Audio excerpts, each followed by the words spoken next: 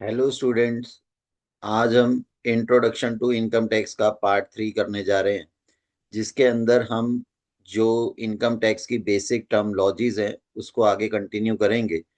और last 2 lectures में हम कुछ बेसिक टर्म्स जैसे पर्सन्स क्या है, असेसी क्या है, डीम्ड असेसी क्या है, असेसी इन डिफॉल्ट क्या है, प्रीवियस ईयर क्या होता है, असेसमेंट ईयर क्या होता है, ये सब हम समझ चुके हैं। इसी के कंटिन्यूएशन में आज हम कुछ और टर्म्स जानेंगे, और जिसमें सबसे इंपॉर्टेंट चीज टोटल इनकम और टैक्सेबल इनकम, राइट। कि जो इनकम टैक्स के रेट्स हैं, जो स्लैब रेट्स हैं, वो किस इनकम पे एप्लीकेबल होते हैं। तो ये अगर मेरी लास्ट वीडियोस, लास्ट लेक्चर्स आपने देखे हैं तो उसमें मैंने बताया है कि एज पर income tax act 1961, basis of charge section, the income of every person who is an assessee shall be taxable in the assessment year, right?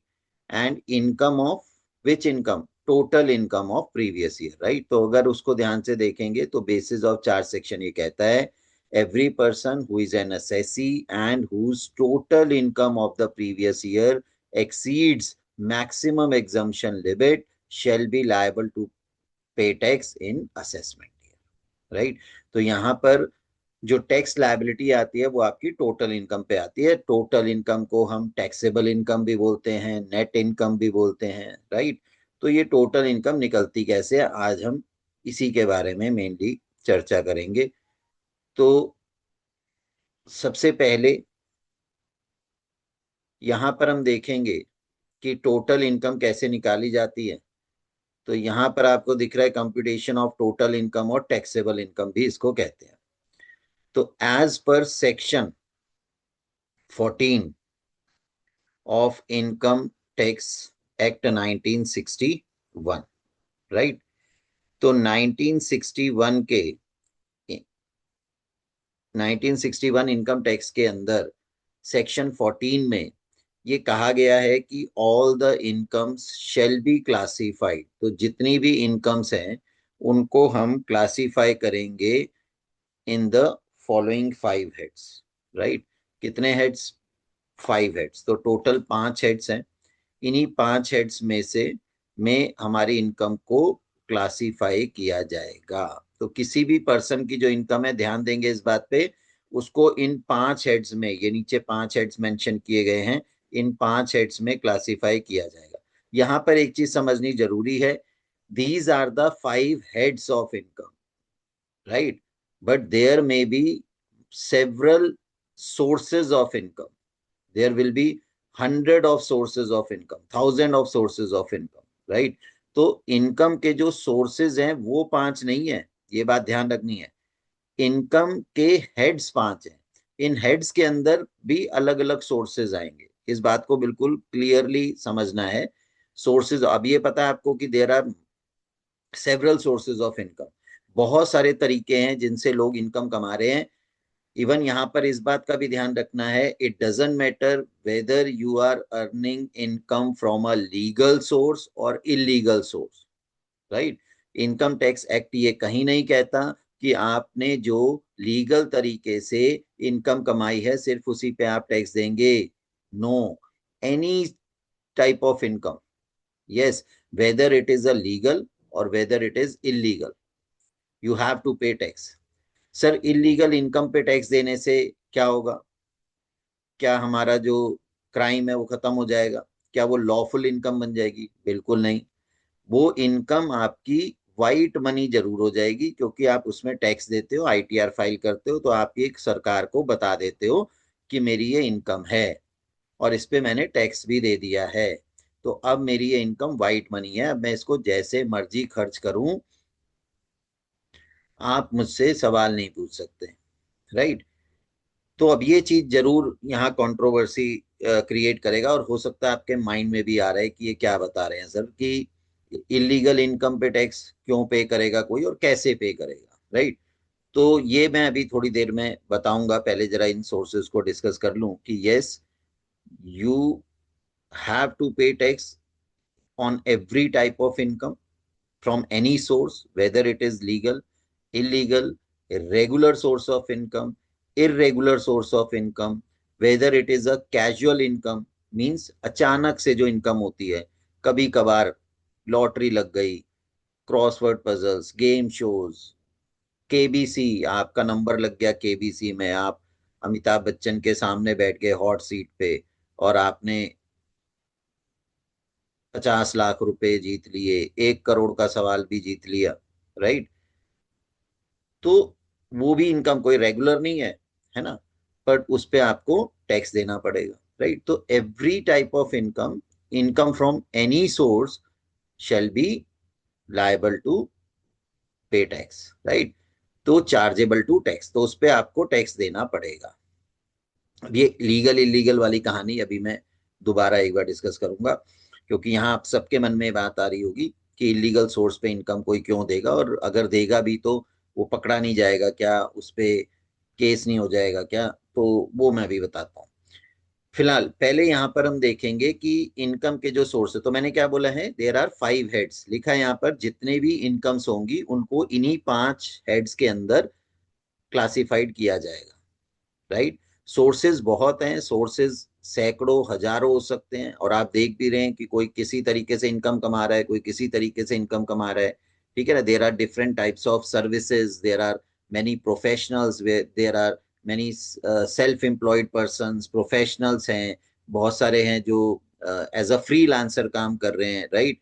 या मतलब मैं ये क्या बोलूं कि कितने सोर्स ऑफ इनकम है, आप इस बात से समझ सकते हो कि कोई किसी दूसरे की कान की मैल निकाल के भी इनकम कमा रहा है कि नहीं है?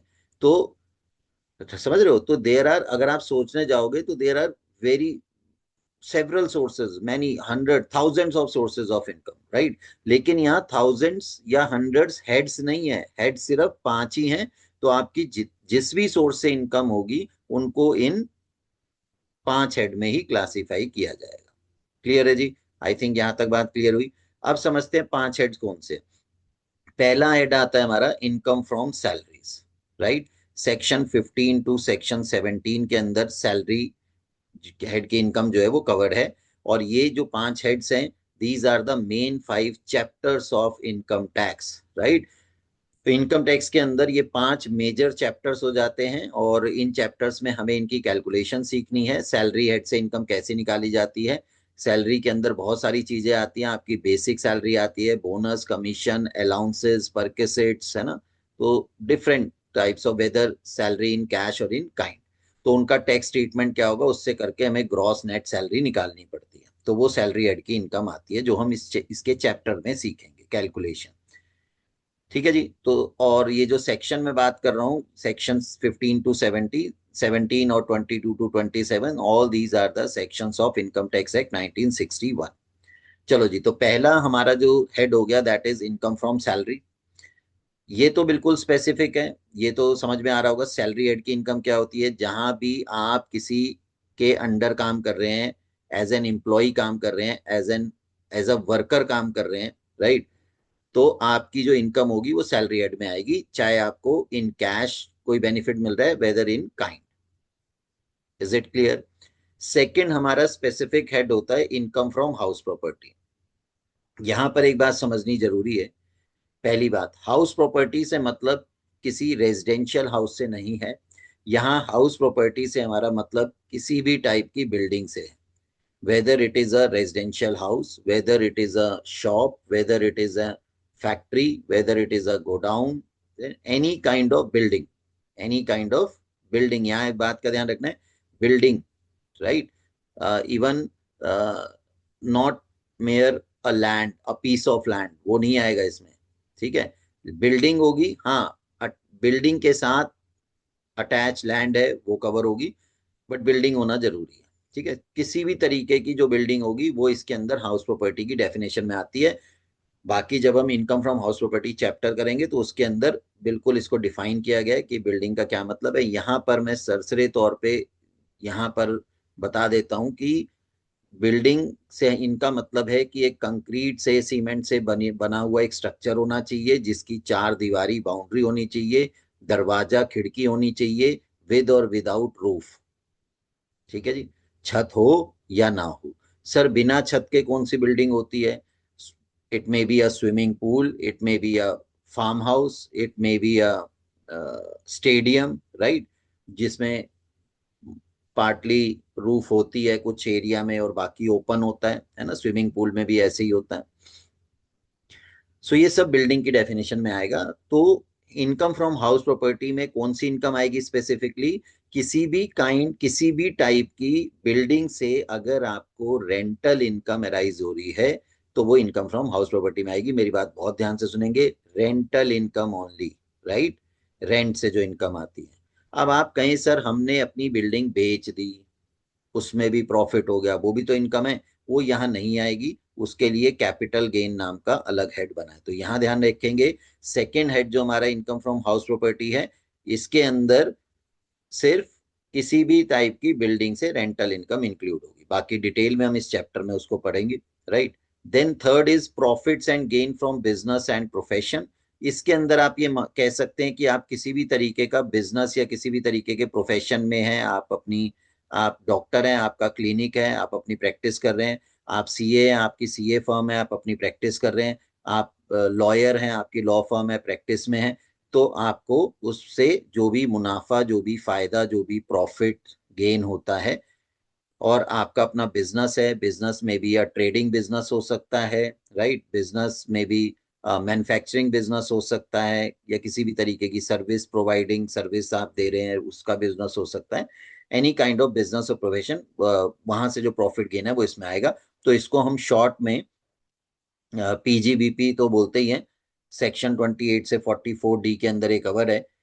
शॉर्ट में हम इसको बिजनेस इनकम भी बोल सकते हैं। तो इसमें कौन सी इनकम आएगी? वैसे कुछ एडजस्टमेंट इसमें होंगी जब हम इसकी इनकम निकालेंगे, लेकिन अभी के लिए फिलहाल, क्योंकि आप बिगिनर्स हैं, बिल्कुल स्टार्टिंग में आप देख रहे हैं, तो अभी के लिए फिलहाल इतना अपने दिमाग में रखें कि आप कोई भी बिजनेस कर रहे हैं तो उस बिजनेस में जो आपका नेट प्रॉफिट आता है, राइट, आप नेट प्रॉफिट कहाँ आता है? कोई भी आप बिजनेस कर रहे हैं उसके अकाउंट्स मेंटेन करते हैं, तो PNL account, profit and loss account से जो नेट प्रॉफिट आता है वही हमारे यहाँ पर बेस है इस हेड की इनकम के अंदर। हाँ, वो अलग बात है कि टैक्स के पर्पज से हमें उस नेट प्रॉफिट के अंदर कुछ एडजस्टमेंट करनी पड़ती है, जो हम इस चैप्टर में सीखते हैं डिटेल में। अभी के लिए बस इतना समझे कि बिजनेस इनकम है।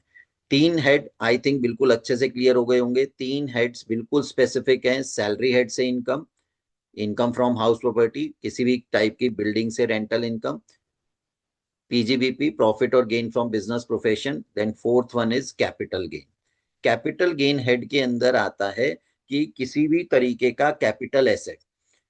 This capital asset may be any kind of financial asset, it may be a shares, it may be a debenture, bonds, right, securities, right, ये सब तो आएंगे ही। इसके अलावा कोई भी कैपिटल एसेट में ज्वेलरी आ सकती है, गोल्ड है, सिल्वर है, डायमंड है। इसके अलावा प्रॉपर्टी आ सकती है, लैंड है, बिल्डिंग है, राइट। तो ये सब आपके कैपिटल एसेट्स हैं। तो इनको बेचने से जो भी आपको कैपिटल गेन होता है वो कैपिटल गेन के अंदर आएगा। इसमें भी हम जब चैप्टर में स्पेसिफिकली जाएंगे तो दो तरीके के कैपिटल गेन आते हैं, शॉर्ट टर्म और लॉन्ग टर्म, वो हम वहां पे डिटेल में पढ़ेंगे, राइट। और यहाँ पर एक चीज और बता दूं कि कैपिटल गेन्स हेड का नाम है, लेकिन जरूरी नहीं है कि सर हम हर बार कोई एसेट बेचेंगे तो गेन होगा, लॉस भी तो हो सकता है। बिल्कुल सही। तो अगर कोई कैपिटल एसेट बेचने में आपको लॉस हो रहा है तो वो कैपिटल लॉस कहलाएगा, लेकिन हेड का नाम कैपिटल गेन ही है। नेगेटिव आ जाएगा कैपिटल गेन तो वो लॉस होगा, ठीक है जी। चलें, सेक्शन 45 से 55A के अंदर कैपिटल गेन हेड जो है वो कवर होता है। अब देखा जाए तो चार हेड बिल्कुल स्पेसिफिक हो गए हैं। चार हेड्स के अंदर आपको कोई कंफ्यूजन नहीं है, बिल्कुल क्लियर कट है। समझ लिया हमने, नाम से ही आपको पता चल जाएगा कि कौन से हेड में क्या आ रहा है ना। इन चारों में कोई कंफ्यूजन नहीं है। चलो, हाँ, लेकिन मैं फिर बोल रहा हूँ इसके अंदर सोर्सेज अलग अलग हो सकते हैं। जैसे फॉर एग्जांपल अगर मैं बात करूं हाउस प्रॉपर्टी, तो मान लो आपके पास तीन हाउस प्रॉपर्टीज हैं, ठीक है जी। मान लेते हैं मेरे पास तीन हाउस प्रॉपर्टीज हैं, भगवान करे, हाउस वन, हाउस टू और हाउस थ्री, ठीक है जी। सपोज मेरे पास तीन हाउस प्रॉपर्टीज हैं। इसमें मैं ये कहता हूँ कि जो मेरा हाउस प्रॉपर्टी 1 है, ये मेरी सेल्फ ऑक्यूपाइड है, जिसमें मैं खुद रह रहा हूँ, मेरी फैमिली रह रही है। हाउस 2, हाउस 3, ये दोनों मैंने रेंट पे दिए हैं। तो ध्यान रहे कि मेरे यहाँ दो सोर्सेज ऑफ इनकम आ गए। हाउस 2 से रेंट आ रहा है, तो वो एक सोर्स हो गया, IFHP 1 हो गया। ठीक है, अलग अलग निकालेंगे उनको। तो ये इस हेड के अंदर दो सोर्स हो गए, है ना, IFHP, income from house property 1, and दूसरा जो इससे आ रहा है वो दूसरा सोर्स हो गया, इनकम फ्रॉम हाउस प्रॉपर्टी 2। तो these are the two sources under the same head. ऐसे ही सर बिजनेस में भी हो सकता है, आपके मान लो 2-3 बिजनेस हैं, 4 बिजनेसेस हैं अलग अलग, राइट। तो उन सबसे जो इनकम आएगी, बिजनेस 1 से, बिजनेस 2 से, कोई ट्रेडिंग का भी बिजनेस है आपका, मैन्युफैक्चरिंग का भी बिजनेस है, ऐसे करके, तो ये अलग अलग सोर्सेज हो गए। कैपिटल गेन के अंदर भी हो सकता है, एक हो गया आपने शेयर्स बेच दिए उस इस साल, तो आपको कैपिटल गेन हो गया। एक आपने और कोई डिवेंचर्स बेच दिए, उस पे कैपिटल गेन्स हो गए। आपने लैंड या बिल्डिंग कोई बेच दी उसमें, तो ये तीन अलग अलग इस हेड के अंदर डिफरेंट तीन सोर्सेज हो गए, राइट। तो आई थिंक ये चीज बिल्कुल अच्छे से क्लियर हो रही है, हेड्स हेड्स के अंदर सोर्सेज। चलो जी, तो ये चार हेड्स हमारे स्पेसिफिक हो गए।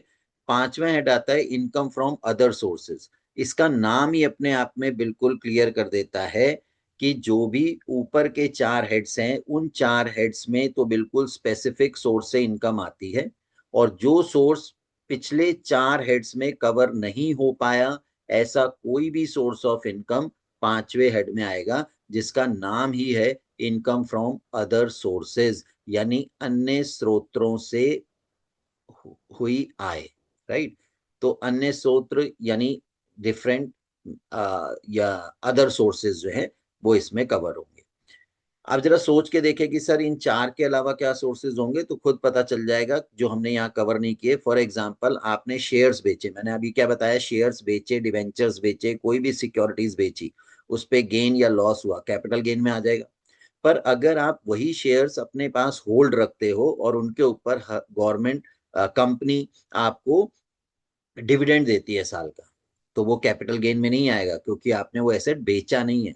वो एक रेवेन्यू इनकम है, वो कैपिटल गेन नहीं है। रेवेन्यू इनकम मतलब जो रिकरिंग नेचर की इनकम है, राइट। ऐसी डिबेंचर या बॉन्ड्स पे आपको इंटरेस्ट मिल रहा है, हर साल एनुअल इंटरेस्ट मिल रहा है, तो वो कैपिटल गेन में नहीं आएगा, क्योंकि वो रिकरिंग नेचर की रेवेन्यू इनकम है, राइट।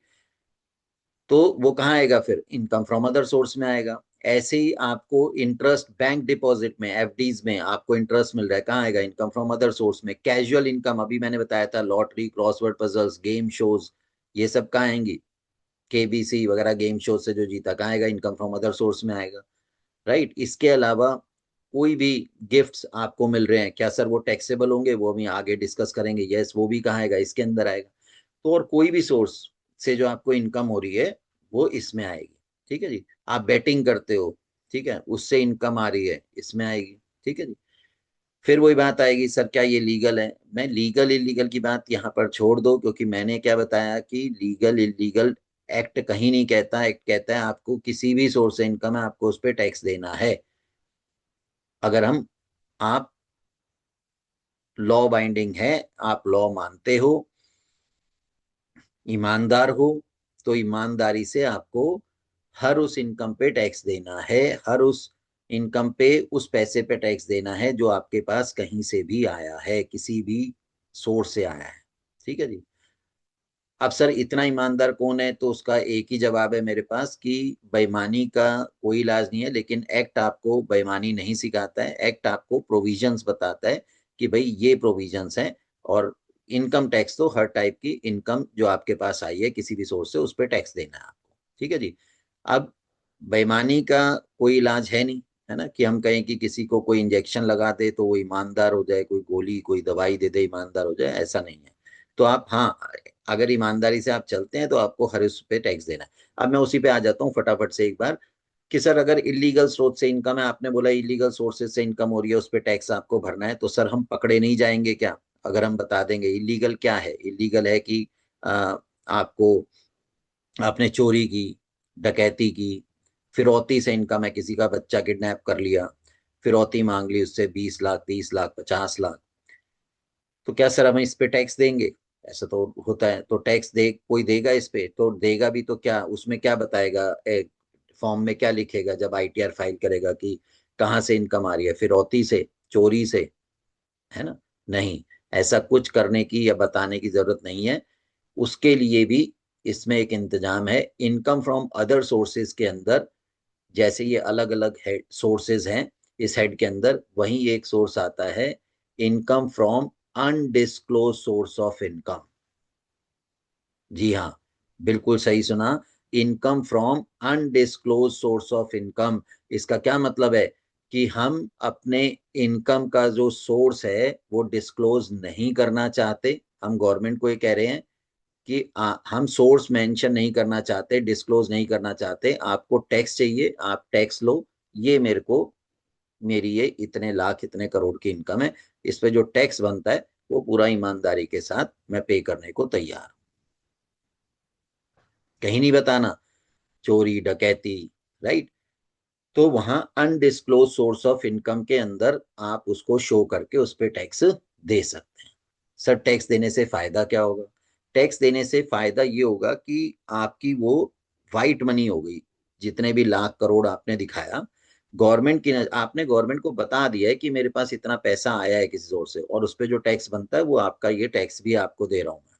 अब मेरा जो पैसा है वो बिल्कुल वाइट है। White money in the sense, white money का मतलब ये नहीं है कि आपका क्राइम खत्म हो गया, इस बात को ध्यान रखना।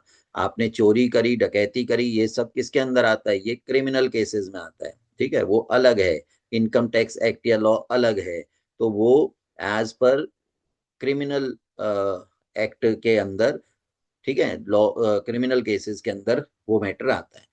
आपका क्राइम खत्म नहीं हो, लेकिन हाँ, टैक्स अथॉरिटी या ईडी आपके पीछे नहीं पड़ेगी कि आपने इतने लाख की गाड़ी कैश में कैसे खरीद ली, आपने इतने करोड़ का मकान कैसे कैश में खरीद लिया, आप इतने आए दिन पार्टियां कैसे कर रहे हो, आप आए दिन गोल्ड खरीद रहे हो, ये कर रहे हो, तो ये कहाँ से आपके एसेट्स बन रहे हैं? तो आप दिखा सकते हो भैया हर साल में इतने करोड़ दिखाता हूँ, उस पर टैक्स भी भरता हूँ।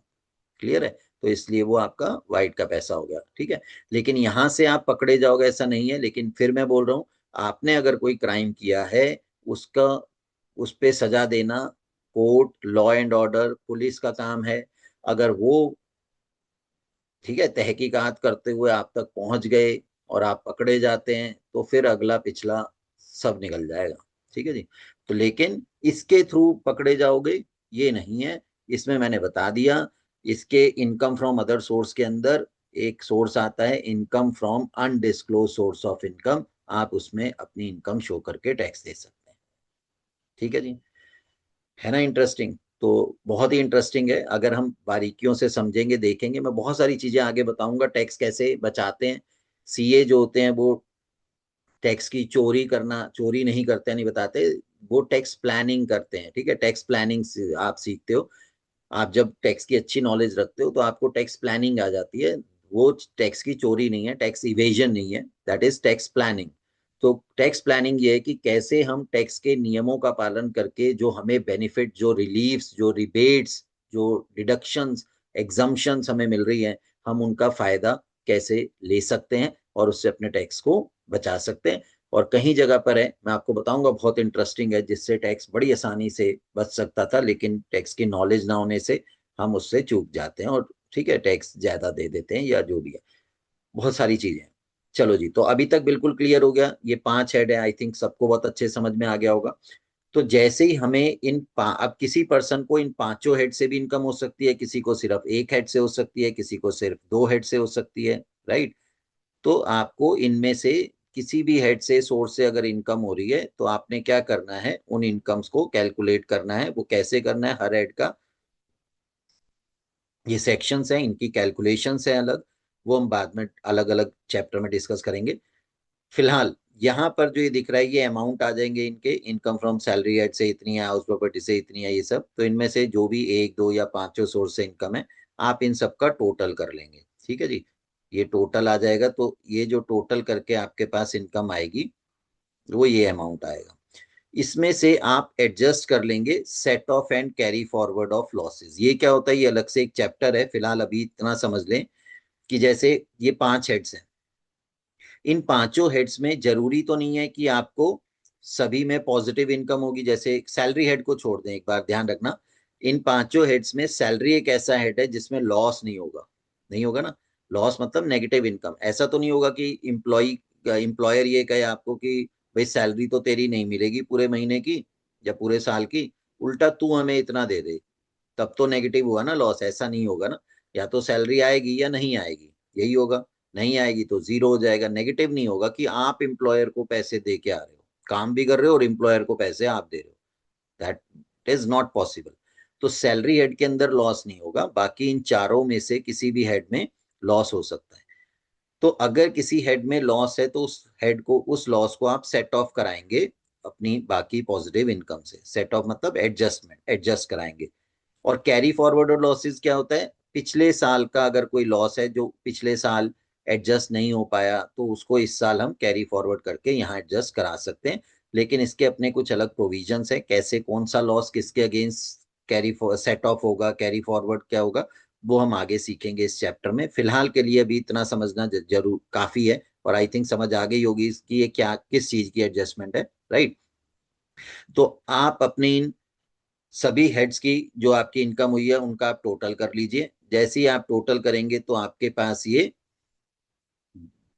टोटल आया। इसमें से आप अपना अगर कोई लॉस है किसी हेड का, किसी सोर्स का, तो वो आप यहाँ पे कैरी सेट ऑफ करा लेंगे। कैसे कराना है वो मैं आगे सिखाऊंगा। और अगर कोई कैरी फॉरवर्ड लॉसेस चल रहे हैं तो वो भी लेस करा लेंगे, इफ एनी। अगर है तो ये स्टेप हमेशा आएगा, ये जरूरी नहीं है, मैं मेंशन कर देता हूँ यहाँ पर, इफ एनी, अगर है तो। ठीक है, अगर नहीं है तो यहीं पर आपकी ये जीटीआई यानी ग्रॉस टोटल इनकम बन जाती है। लेकिन अगर कोई लॉस है तो लॉस एडजस्ट करने के बाद फिर ये आपकी जीटीआई यानी ग्रॉस टोटल इनकम बन जाती है। ये लिखा है यहाँ पे ग्रॉस टोटल इनकम। ठीक है जी, ये आपकी जीटीआई यानी ग्रॉस टोटल इनकम आ गई। अब ध्यान देंगे, ग्रॉस टोटल इनकम पे टैक्स नहीं लगेगा बच्चों। ग्रॉस टोटल इनकम पे टैक्स नहीं लगेगा। तो फिर टैक्स किस पे लगेगा सर? क्या बताया था मैंने, टोटल इनकम पे लगेगा। अब वो टोटल इनकम कैसे आएगी, तो उसके लिए ध्यान देंगे, जैसे ही हमारी ग्रॉस टोटल इनकम आएगी इसमें से हम कुछ डिडक्शंस लेस कराएंगे जो हमें अलाउड है under section 80C to 80U। इसमें बहुत सारे सेक्शन है, 80C है, 80CC है, 80CCD है, 80D है, 80DD है, 80G है, 80E है ना, यू तक ऐसे बहुत सारे सेक्शन सब सेक्शंस हैं, राइट। तो ये कुछ डिडक्शंस है। सर क्या सारी डिडक्शंस मिलेंगी? जी नहीं, हर डिडक्शन एक अलग स्पेसिफिक पर्पस के लिए है। वो अगर आप कुछ कंडीशंस हैं और एक स्पेसिफिक पर्पस है, तो अगर वो आप कंडीशंस फुलफिल कर रहे हैं तो आप वो डिडक्शन क्लेम कर सकते हैं। कितनी कर सकते हैं, तो हर उसका एक अलग अलग अमाउंट है, राइट। वो आप इसका अलग से चैप्टर उसमें सीखेंगे। फिलहाल अभी के लिए मैं इतना समझा देता हूं, जैसे 80C की डिडक्शन है, कुछ एक बता देता हूं। जैसे 80C की डिडक्शन है, ये हर पर्सन क्लेम करता है, कर सकता है, ठीक है जी, और करते भी हैं, राइट। 80C की डिडक्शन किस लिए होती है तो बता दूं, 80C की डिडक्शन सेविंग्स के लिए है, राइट। गवर्नमेंट एक चाहती है कि आप सेविंग करो, क्योंकि आपको पता है कि आपकी सेविंग्स ही आगे जाके इन्वेस्टमेंट में कन्वर्ट होती हैं, राइट। चाहे आप इन्वेस्ट करो चाहे कोई और इन्वेस्ट करे, आप सेविंग करो, एफडी कराओ, पोस्ट ऑफिस डिपॉजिट करो, एनएससी नेशनल सेविंग सर्टिफिकेट, ऐसे गवर्नमेंट की बहुत सारी सेविंग स्कीम्स है, आप उनमें सेविंग्स कर सकते हैं, राइट। लेकिन उन स्पेसिफिक में सेविंग का मतलब ये नहीं है कि आपने अपने घर में गुल्लक में पैसे रख दिए और आपने कहा जी मैंने गुल्लक में इस साल इतने डाल दिए, 1 लाख रुपए डाल दिए, मैं 1 लाख यहाँ लेस करा लेता हूँ, वो नहीं। गवर्नमेंट की स्पेसिफिक स्कीम्स हैं जिसमें से कुछ का नाम मैं आपके सामने ले चुका हूँ, ठीक है जी। पोस्ट ऑफिस सेविंग स्कीम्स है, एनएससी नेशनल सेविंग सर्टिफिकेट है, ठीक है। इसके अलावा एफडीज है, एफडी में लेकिन स्पेसिफिक होती है, वो 5 साल की कम से कम होनी चाहिए, और वो टैक्स बेनिफिट 80C वाली होती है अलग से, वो एफडी आप करा सकते हैं। इसके अलावा लाइफ इंश्योरेंस पॉलिसीज हैं, आप अपने अपने फैमिली मेंबर्स के लिए लाइफ इंश्योरेंस पॉलिसी लेते हैं, उनका प्रीमियम जो आप साल का पे कर रहे हैं उसकी डिडक्शन इसमें आती है। तो स्पेसिफिक गवर्नमेंट सिक्योरिटीज हैं उनमें आप पैसा इन्वेस्ट कर रहे हैं, म्यूचुअल फंड्स में आप पैसा लगा रहे हैं, वो सब इसके अंदर आता है 80C में, राइट। तो ये सेविंग्स को प्रमोट करने के लिए, पर्पस भी मैंने बता दिया, गवर्नमेंट ये आपको बेनिफिट क्यों दे रही है, क्योंकि गवर्नमेंट चाहती है कि हर पर्सन सेव करे वही सेव किया हुआ पैसा बैंकों के थ्रू चैनलाइज होके कंपनीज उससे लोन लेती हैं, ठीक है, और इंडस्ट्रीज जो है फिर वो उसको इंडस्ट्री में लगाते हैं, तो वो पैसा आगे इन्वेस्टमेंट के तौर पे, कैपिटल फॉर्मेशन के तौर पे कंट्री की ग्रोथ और इकोनॉमिक डेवलपमेंट में हेल्प करता है, राइट। तो बिल्कुल हर चीज को मैं उसके पीछे का लॉजिक एक्सप्लेन करते हुए चलूंगा, तो बहुत ध्यान से आप इसको अगर पढ़ेंगे तो ये कंसेप्ट आपके दिमाग में इस तरह बैठ जाएंगे कि आपको रटना नहीं पड़ेगा, समझ गए। चलो जी, तो डिडक्शन हो गई है, एटीसी समझ में आ गई। एटीसी की डिडक्शन की लिमिट है सर 1,50,000, ठीक है। इसका मतलब मैं ये नहीं कह रहा, या सरकार ये नहीं कह रही, या एक्ट ये नहीं कह रहा कि आप सिर्फ 1.5 लाख ही साल का बचा सकते हैं। भैया आपका पैसा है, आप अगर साल का 10 लाख कमाते हो और 10 का 10 लाख सेव करते हो, खाने के लिए मंदिर गुरुद्वारे कहीं भी जाते हो, ठीक है, 10 लाख में से 9 लाख बचा लेते हो, वो आपकी सेविंग्स है। लेकिन आपको मैक्सिमम डिडक्शन इस सेक्शन में 150 की मिलेगी। तो इससे फायदा क्या है सर? फायदा है ना, आपने मान लो ये ग्रॉस टोटल इनकम हमने करी 15 लाख आ गई, इस 15 लाख में से आपने 1.5 लाख या उससे ज्यादा सेव कर लिया, मान लो 1,80,000 सेव कर लिया, लेकिन डिडक्शन कितने की मिलेगी? 150 की, क्योंकि मैक्सिमम लिमिट है वो, ठीक है। लेकिन अगर हमने सेव ही किया 80,000, तो भी 1.5 लाख की डिडक्शन दे दोगे? नहीं, तो 80,000 मिलेगी। ध्यान रखना, मैक्सिमम लिमिट 150 है। इसका मतलब जितना, इसको और आसान कर देता हूं, जितना आप सेव कर रहे हैं वो, या 1,50,000 which ever is less, right. तो इससे फायदा क्या होगा सर? बिल्कुल अभी जैसे मैं कह रहा था कि आपने 15 लाख कमाए, आपने सेविंग्स कर ली 1.5 लाख या उससे ऊपर की, तो सीधा उस 15 लाख में से 1.5 लाख रुपए एटीसी के माइनस हो गए। कितने बचे? 13,50,000, 13,50,000। तो देखा जाए तो जो आपके 1.5 लाख हैं वो रहेंगे तो आपके पास ही, आप ही की सेविंग्स है, आपको विद इंटरेस्ट बाद में वापस मिलेगी, लेकिन आपने उस पर टैक्स नहीं दिया, टैक्स से बच गई वो, राइट। तो ये क्यों हुआ? ये गवर्नमेंट आपको एक्स्ट्रा बेनिफिट दे रही है, और इसके पीछे का पर्पस क्या है ना, वो मैं आपको बता ही चुका हूँ। गवर्नमेंट आप पे इतनी मेहरबान क्यों हो रही है, उसका पर्पस मैंने आपको बता दिया, राइट।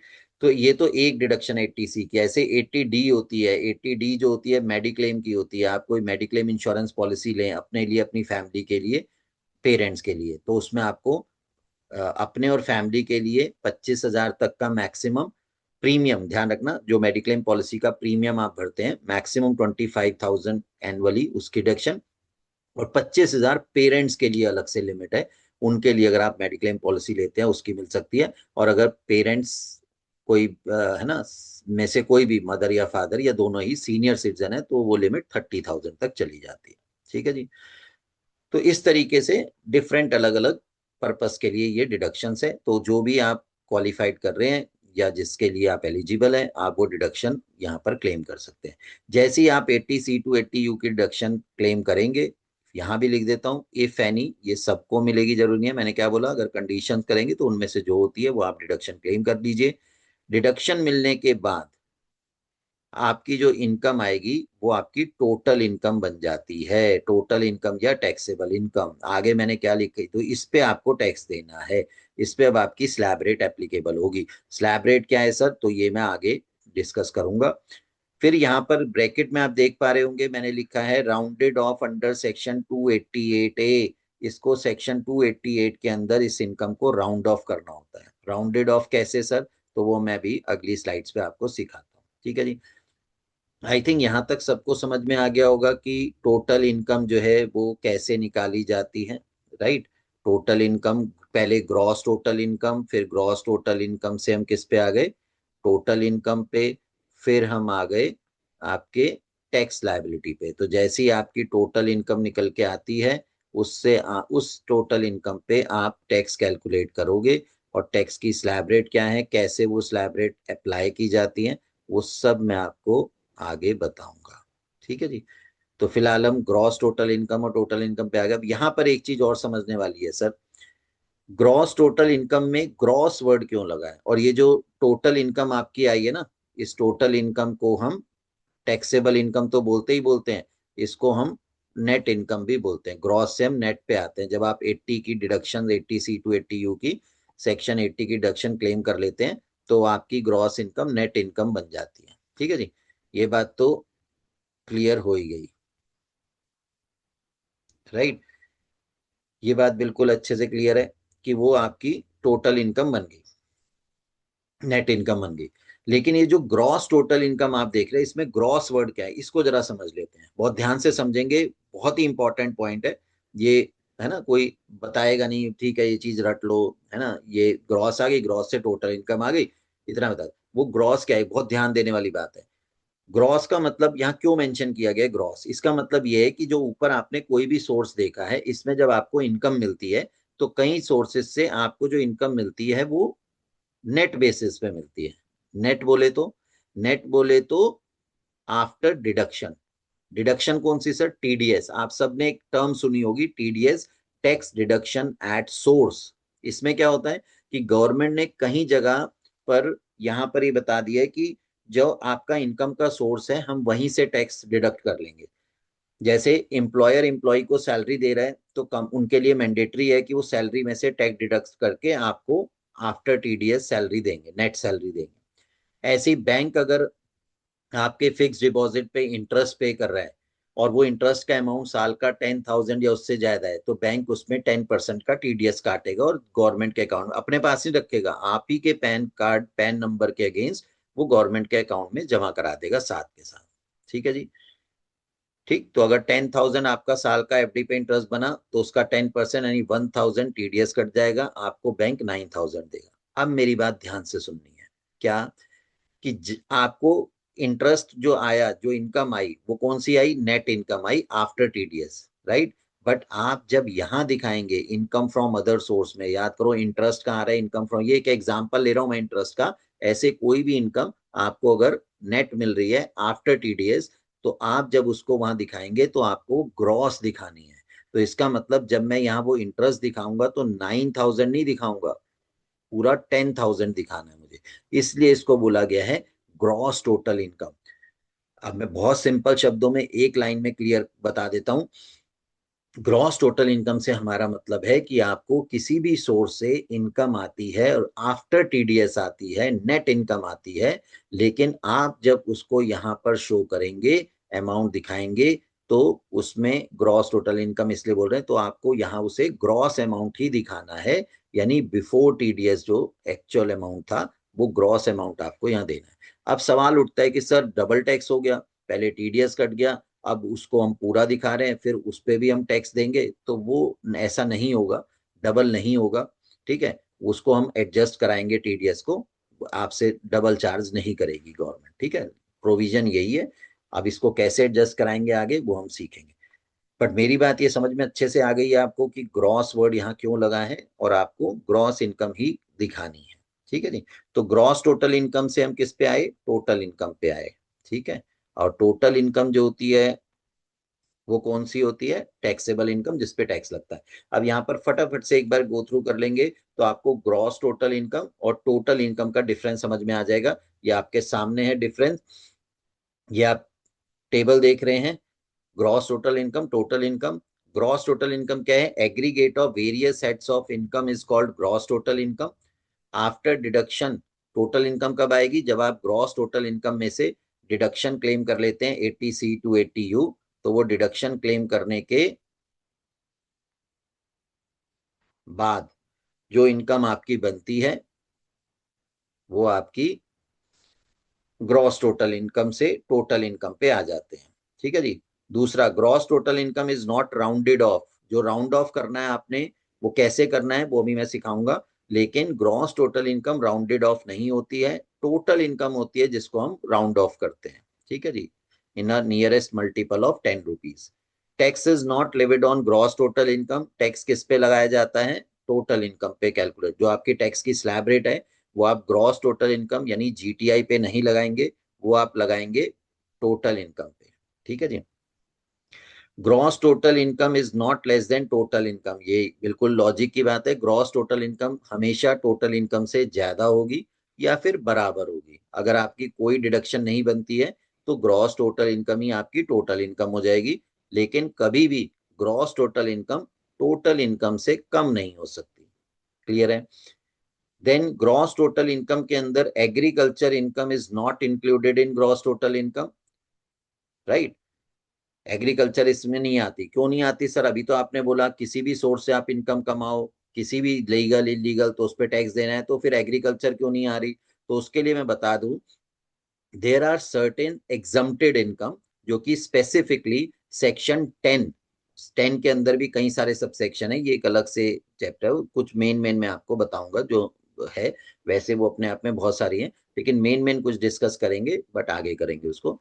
तो कुछ स्पेसिफिकली, क्योंकि इनकम टैक्स ये कहता है कि इनकम टैक्स जो हमारा है वो देखा जाए तो कॉम्प्रिहेंसिव नेचर का है, यानी आपको सभी टाइप की इनकम पे टैक्स देना है, except those income which are specifically exempted under the act. और वो जो स्पेसिफिकली एग्जम्प्टेड हैं वो सेक्शन 10 से लेकर 13A तक के अंदर उन सेक्शंस में उन्हें लिखा गया है, कवर किया है कि कौन कौन सी इनकम स्पेसिफिकली एग्जम्प्टेड इनकम है, जिसमें सेक्शन 10 के अंदर बहुत सारे सब सेक्शन है वो आती है। उन्हीं सेक्शन 10 का जो पहला सब सेक्शन है that is section 10 sub section 1, वो है एग्रीकल्चर इनकम इन इंडिया, जिसमें गवर्नमेंट ने स्पेसिफिकली कहा है कि अगर आप एग्रीकल्चर इनकम अर्न करते हैं वो भी इंडिया में, तो आपको उस पर कोई टैक्स नहीं देना है, फुल्ली एग्जम्प्टेड है। तो इसलिए वो total income, gross total income में नहीं आ रही। पर टोटल इनकम में क्यों आ रही है सर?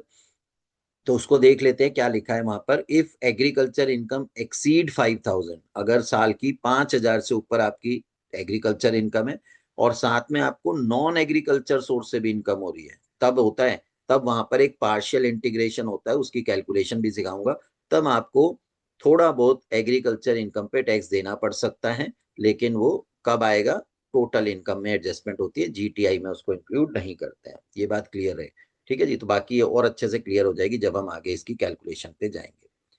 तो यहां पर अब मैंने ये बताया कि कंप्यूटेशन ऑफ टैक्स लायबिलिटी कैसे निकलेगी। तो आपको टोटल इनकम तक बता दिया मैंने। उस टोटल इनकम में आप क्या करेंगे? उस टोटल इनकम में आने के बाद आपने अब उस पर टैक्स की स्लैब रेट लगानी है। यहां देखेंगे क्या लिखा है मैंने, टैक्स ऑन टोटल इनकम। जो आपकी टोटल इनकम आई है उस पर आप टैक्स कैलकुलेट करेंगे यूजिंग द स्लैब रेट्स। ठीक है, आप स्लैब रेट अप्लाई करके उस पर टैक्स निकालेंगे। स्लैब रेट क्या होती है सर, किस रेट से टैक्स लगता है, बिल्कुल बताऊंगा, लेकिन स्टेप बाय स्टेप। ठीक है जी, आगे इसमें। तो अभी के लिए फिलहाल इतना समझे कि एक फॉर्मेट आपको पता चल जाए कि कैसे टैक्स निकालना होता है, तो वो आपको फॉर्मेट समझ में आ जाएगा। तो टैक्स आपने टोटल इनकम निकाल ली, उसके ऊपर आप टैक्स निकालेंगे कैसे? By using the slab rate. वो टैक्स का अमाउंट यहाँ पर आ जाएगा। ठीक है जी। इसमें से आपको एक रिबेट मिलती है under section 87A।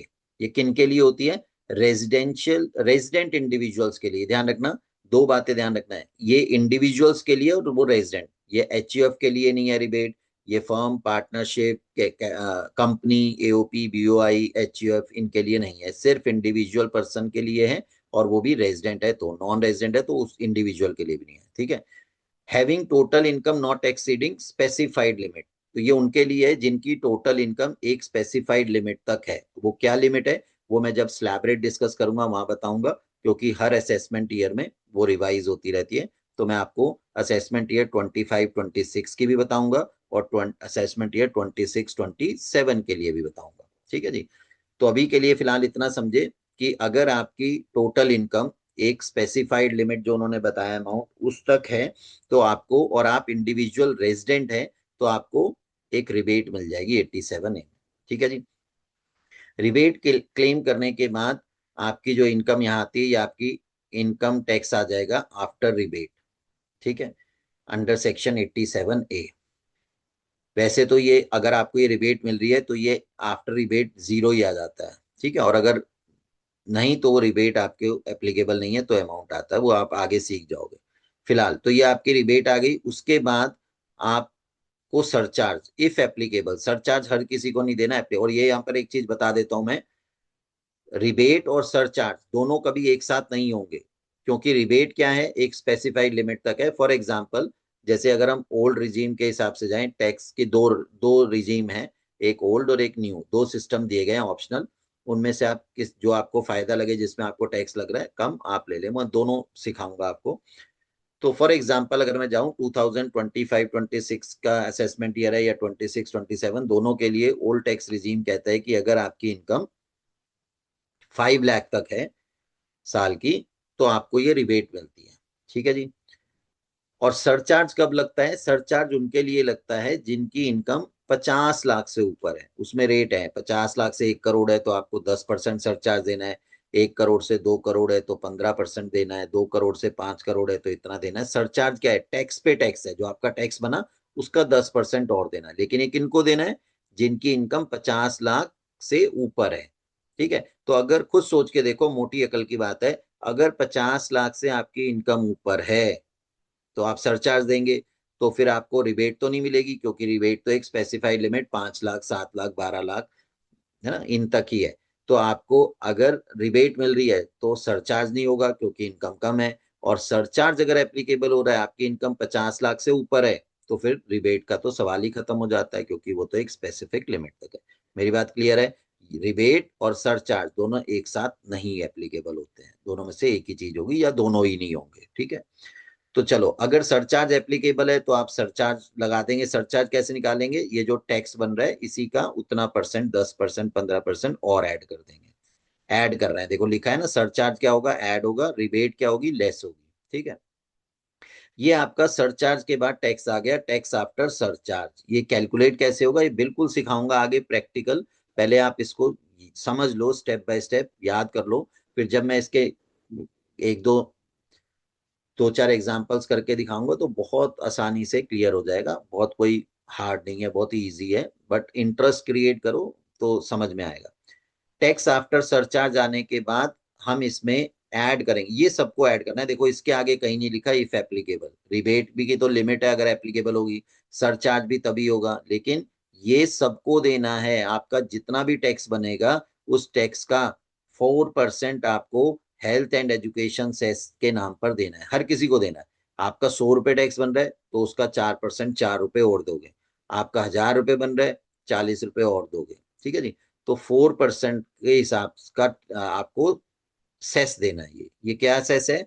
Health and education tax है। ठीक है। इसको सेस बोलते हैं, है ना, एजुकेशन प्लस हेल्थ सेस। तो ये 4%, कितना भी आपका टैक्स है उसका 4% हर किसी को देना है, resident, non resident, HUF firm, company, resident, non resident, सबको देना है। ठीक है जी। ये देने के बाद अब आपका टैक्स बनता है। इसके बाद आपको कुछ रिबेट और है, 86, 89, 90 इफ एप्लीकेबल, ये भी कंडीशन पे बेस्ड है तो रिबेट ले लेंगे। नहीं तो आपका ये टैक्स पेबल आ गया। टैक्स पेबल आ गया मतलब गवर्नमेंट के अकाउंट में आपको ये टैक्स जमा करा देना है। लेकिन लेकिन लेकिन ठहरो, रुको। अभी पीछे हमने क्या दिया, देखा था कि सर हमारा टीडीएस कटा।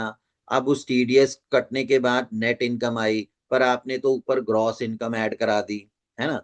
तो वो टैक्स हम पहले ही दे चुके हैं, नेट इनकम टैक्स कट के आया, लेकिन आपने ग्रॉस जोड़ दी। फिर उसके ऊपर आपने स्लैब रेट लगा के टैक्स लगा दिया। अब आप कह रहे हो कि जो टैक्स बना ये पे कर दो, तो मतलब हमसे आप 2 बार टैक्स ले रहे हो उस पे, है ना। ऐसा नहीं होगा, ऐसा जो नहीं होने देंगे। तो हमने क्या किया इस एक्ट के अंदर गवर्नमेंट ने, कि आप पहले अपना ग्रॉस टोटल इनकम पे पूरा टैक्स बना लो साल का। उसके बाद जो ये फाइनल टैक्स आता है, less prepaid taxes if any, कोई भी आपने प्रीपेड, जैसे सेल्फ असेसमेंट होता है कि आपने खुद असेस करके पहले ही टैक्स दे दिया, या एक एडवांस टैक्स पेड होता है, ये भी आगे सीखोगे। या ये सब छोड़ो, टीडीएस ये समझ में आ गया। तो टीडीएस अगर आपको कहीं पर भी कटा है और नेट इनकम आई, लेकिन ऊपर तो आपने ग्रॉस दिखाई है, तो वो अब टीडीएस आप यहाँ लेस करा लोगे, डबल नहीं लगेगा। तो उसमें से जहां जितना आपका जहां जहां पे टीडीएस कटा है वो लेस करा के जो बचेगा वो आपकी टैक्स लाइबिलिटी है। ये टैक्स आपको फाइनली पे करना है, और इस टैक्स को भी राउंडेड ऑफ करना है अंडर सेक्शन 288 बी में। तो ध्यान रहेगा, राउंड ऑफ कितनी जगह बोला है? 2 जगह राउंड ऑफ कराया मैंने। कहाँ कहाँ कराया है? एक बार जब आपकी टोटल इनकम आएगी, टैक्सेबल इनकम, इसको राउंड ऑफ करना है अंडर सेक्शन 288 ए। ठीक है। सेक्शन याद करना नहीं रहता कोई दिक्कत नहीं, बट ये जरूर याद रखना है, राउंड ऑफ करना है जरूर, अगर जरूरत पड़ रही है तो। कैसे करना है वो भी अगली स्लाइड पे सिखा रहा हूँ। ठीक है। और दूसरी जगह आपको जो फाइनल आपका टैक्स पेबल आ जाएगा सब कुछ करने के बाद, है ना, 4% सेस देने के बाद, टीडीएस वगैरह की डिडक्शन लेने के बाद, फाइनल टैक्स जो आएगा उसको भी हमें राउंड ऑफ करना है। अब राउंड ऑफ कैसे होगा? तो rounded off under section 288 A and 288 B क्या कहता है? As per these sections total income, एक टोटल इनकम को राउंड ऑफ करना है और दूसरा किसको राउंड ऑफ करना है? क्या बताया था? जो हमारा फाइनल टैक्स पेबल आता है, टैक्स लायबिलिटी आती है। तो आपको total income and tax liability is rounded off to the nearest multiple of 10, यानी लास्ट का जो अमाउंट है फिगर वो 0 आनी चाहिए, 10 के मल्टीपल में होना चाहिए। अब ये कैसे राउंड ऑफ करेंगे तो समझे, जैसे जो भी अमाउंट है अगर उसके लास्ट में 4 रुपीज 99 पैसे तक आ रहा है, यानी 5 से कम आ रहा है, तो उस अमाउंट को इग्नोर कर दो। ऊपर के नीचे एग्जाम्पल से समझाया भी समझ में आ जाएगा। लेकिन अगर लास्ट की फिगर 5 रुपए है, 5 और मोर या 5 से ज्यादा है, तो वो अगले नेक्स्ट मल्टीपल ऑफ 10 में जाएगा। जरा इसको एक एग्जाम्पल से समझ लेते हैं सर। सो 2,45,234 रुपीज 99 पैसे। तो लास्ट का अमाउंट कितना है हमारा? 4 रुपीज 99 पैसे, यानी 5 से कम है। तो इस अमाउंट को हम इग्नोर कर देंगे, तो यानी 34 में से 499 छोड़ देंगे, तो नियरेस्ट मल्टीपल किस पे आ जाएगा? 30। तो यानी इट शेल बी 2,45,230 रुपीज आपकी टोटल इनकम बनेगी। ये टोटल इनकम, नेट इनकम वही टोटल इनकम है। सी, ऐसे ही जो टैक्स का अमाउंट है उसमें भी मान लो आपका टैक्स बन रहा है फॉर एग्जांपल 7,644 रुपीज, ये टैक्स बन रहा है। तो लास्ट का अमाउंट क्या है? 4 है, 5 से कम है, लेस देन 5 है, तो इसको हम राउंडेड ऑफ करेंगे, तो इन टैक्स बनेगा 7,640 रुपीज। ऊपर का इग्नोर कर देना है अमाउंट। क्लियर है यहाँ तक? चलो, ऐसी लेकिन अगर आपकी इनकम लास्ट में 4.99 ना होके 5 आ जाती है, या 5 से बड़ा कोई नंबर 6 आ जाए, 7 आ जाए, तो फिर अगला मल्टीपल 35 के बाद 10 का नियरेस्ट मल्टीपल कौन सा आएगा? 40 है ना। काउंटिंग में 35 के बाद भैया तो 30 है 35 से पहले, या 35 के बाद 40 है 10 का मल्टीपल। क्योंकि ये अमाउंट 5 या 5 से बड़ा है, तो ये 35 जो है वो राउंड ऑफ करके किस पे आ जाएगा? 40 पे। 2,45,240 टोटल इनकम हो गई। सेम ऐसे ही अगर आपका टैक्स बन रहा है 6,728 रुपीज, तो ये 8 क्या है? ग्रेटर देन 5 है, तो 28 के बाद नियरेस्ट मल्टीपल कौन सा है? 30। तो आपका राउंड ऑफ करके टैक्स देना है 6,730 रुपीज, ना कि 28। ये टैक्स देना है। तो this is the rounded off provision है। ये राउंड ऑफ कैसे करना है? 288 ए में और 288 बी में। आई थिंक यहां तक सबको बहुत अच्छे से समझ में आ गया, बिल्कुल क्लियर हो गया। टोटल इनकम क्या होती है, ग्रॉस टोटल इनकम क्या होती है, टोटल इनकम पे हमें टैक्स देना होता है, राइट? तो टोटल इनकम कैसे निकालेंगे, और फिर आगे का कैसे प्रोविजन है, टैक्स लायबिलिटी तक हम कैसे जाते हैं। यहाँ तक क्लियर है? ठीक। तो इसको हम इस तरीके से करेंगे। तो आज के लिए इस वीडियो में इतना काफी है, राइट? नेक्स्ट आगे जो है वो हम आगे की वीडियो में अगले लेक्चर में कवर करेंगे। आई थिंक अभी तक के लिए इतना सफिशिएंट है। इसको एक बार गो थ्रू करें, समझे, नोट करें, बहुत अच्छे समझ में आ जाएगा। बाकी हम इसके आगे कंटिन्यू करेंगे, और नेक्स्ट वीडियो में मैं बताने चाहूंगा आपको कि कुछ इनकम, कुछ केसेस ऐसे हैं, 5 केसेस हैं जिनके अंदर हमारा असेसमेंट ईयर में टैक्स ना होके सेम प्रीवियस ईयर में टैक्स देना होता है। वो मैं 5 केसेस डिस्कस करूंगा, राइट? तो आज के लिए इतना ही। Thank you.